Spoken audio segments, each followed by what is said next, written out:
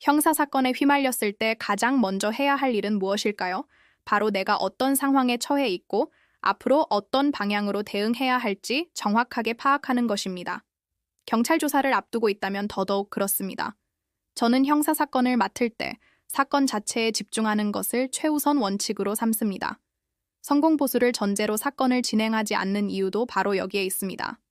결과에 따라 보수가 달라지는 구조는 변호사의 독립적인 판단을 흐릴 수 있기 때문입니다. 수사 초기 단계부터 재판에 이르기까지 오직 의뢰인을 위한 최선의 방어 전략을 세우고 책임 있게 수행하기 위한 저희만의 방식입니다. 예를 들어 절도, 성범죄, 보험사기 같은 사건은 각 유형별로 핵심 쟁점이 다릅니다. 저희는 경찰 조사 단계부터 이 쟁점들을 깊이 파고들어 기소 가능성은 물론 양형에 영향을 줄 변수, 추가 수사 가능성까지 다각도로 분석해 여러 시나리오를 준비합니다. 이렇게 해야만 예측하지 못한 상황이 발생해도 흔들림 없이 대응할 수 있습니다. 상담 과정에서 드는 비용이 나중에 선임 비용에 포함되어 중복되지 않도록 하고 형식적인 착수금만으로 사건을 맡는 일은 지양합니다. 모든 사건을 내일 당장 진행한다는 마음으로 상담부터 조사, 재판까지 변호사가 직접 챙기며 의뢰인과 소통하는 것. 이것이 저희가 2014년 문을 연 이래로 단 한 건의 분쟁 없이 신뢰를 지켜온 비결입니다. 민사사건은 조금 다릅니다. 중요한 건 단순히 소송에서 이기는 것이 아니라 실제로 돈을 돌려받는 것입니다.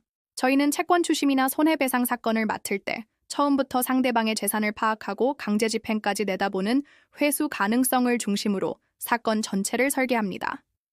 전세 사기나 부동산 분쟁처럼 복잡한 사건에서는 공인중개사 자격을 바탕으로 계약서와 권리관계를 함께 분석하여 실질적인 해결책을 찾습니다.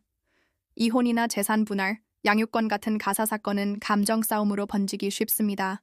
하지만 저희는 당장의 감정보다는 앞으로 오랫동안 이어질 관계와 발생 가능한 분쟁까지 고려해 가장 안정적인 해결책을 제시합니다. 학교폭력, 군인 징계, 행정소송처럼 특수한 절차가 필요한 사건들도 마찬가지입니다. 각 분야의 특성을 정확히 이해하고 맞춤 전략을 세우는 것이 중요합니다.